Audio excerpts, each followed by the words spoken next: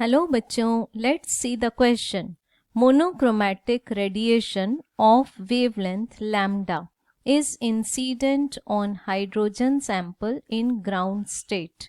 Hydrogen atom absorbs a fraction of light and subsequently emit radiation of 6 different wavelengths.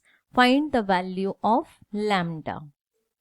So यहाँ पर question में की concept है कि जब भी एक वेवलेंथ लैम्डा किसी एटम जो कि ग्राउंड स्टेट में है उस पर इंसिडेंट होगी तो वो एटम एनर्जी एब्सॉर्ब कर लेगा और वो एनर्जी E इन्वर्सली प्रोपोर्शनल होगी लैम्डा के, because E is equal to H nu. Energy is directly proportional to the frequency and hence energy is inversely proportional to lambda. But दिए हुए question में हमें वेवलेंथ लैम्डा की value given नहीं है, वो हमें निकालनी है.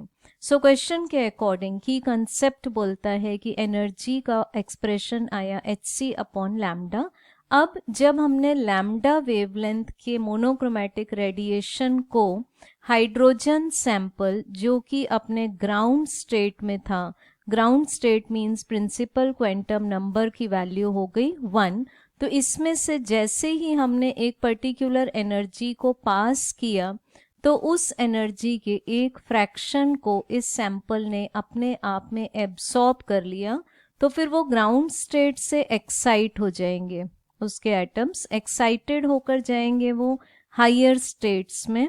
अब जब वो हायर स्टेट से वापस ग्राउंड स्टेट में जाएंगे तो वो 6 डिफरेंट वेवलेंथ्स को एमिट करते हैं, क्वेश्चन में गिवन है. तो हमको उस वैल्यू लैम्डा को फाइंड करना है जो हमने हाइड्रोजन सैंपल के ग्राउंड स्टेट में से पास किया था. सो यहाँ पर एक कंसेप्ट है कि जब भी एक एटम एक्साइटेड स्टेट में जाएगा और उसके बाद में वो अपने ग्राउंड स्टेट में रिटर्न आएगा तो नंबर ऑफ स्पेक्ट्रल लाइंस या फिर नंबर ऑफ वेवलेंथ्स का एक्सप्रेशन आएगा n bracket n-1 divided by 2. दी हुई इंफॉर्मेशन के अकॉर्डिंग यहाँ पर 6 डिफरेंट वेवलेंथ्स एमिट होती हैं, तो नंबर ऑफ वेवलेंथ्स के प्लेस पर हम लोग पुट करेंगे 6. This is equal to n-1 divided by 2.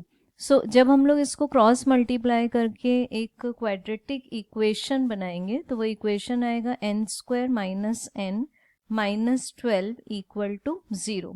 और उसके वैलिड सॉल्यूशंस में से हम लोग एक्सेप्ट करेंगे that the value of n is equal to 4.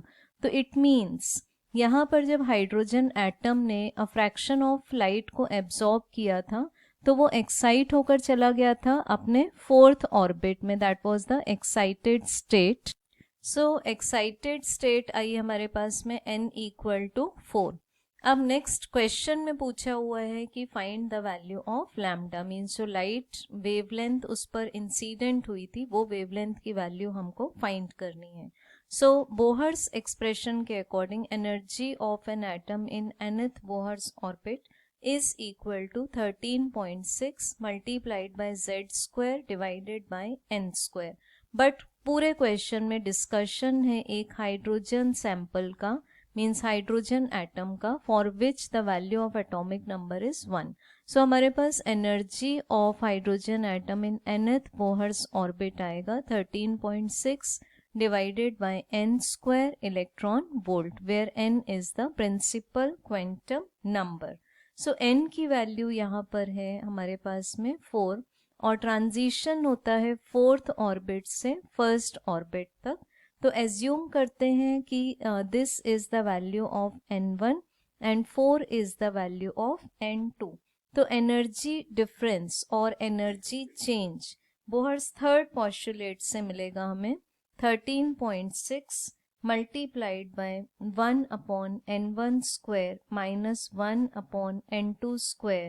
Now putting the values of n1 and n2, this is equal to 13.6 multiplied by 1 upon 1 square minus 1 upon 4 square. तो 1 upon 1 minus 1 upon 16 के answer में हमें मिलेगा 15 divided by 16. अब del E के place पर put किया hc divided by lambda because energy is inversely proportional to the wavelength. अब hc की वैल्यू अगर हम लोग पुट करते हैं इलेक्ट्रॉन वोल्ट नैनोमीटर में, so this value is 1240 electron volt nanometer. So this value is 1240 divided by lambda equal to 13.6 multiplied by 15 upon 16. अब हमें मिलेगा lambda equal to 1240 multiplied by 16 by 15. ये सब से हमने क्रॉस मल्टीप्लाई कर दिया and divided by 13.6 in nanometer. So this answer comes out as 97.5 nanometer. तो हमारे पास में जो लैम्डा की फाइनल वैल्यू आती है जिस वेवलेंथ को एब्जॉर्ब करके हाइड्रोजन एटम एक्साइट होकर फोर्थ ऑर्बिट में चला गया था, वो वेवलेंथ लैम्डा की फाइनल वैल्यू है 97.5 nanometre. Hope you understood it well. Best of luck.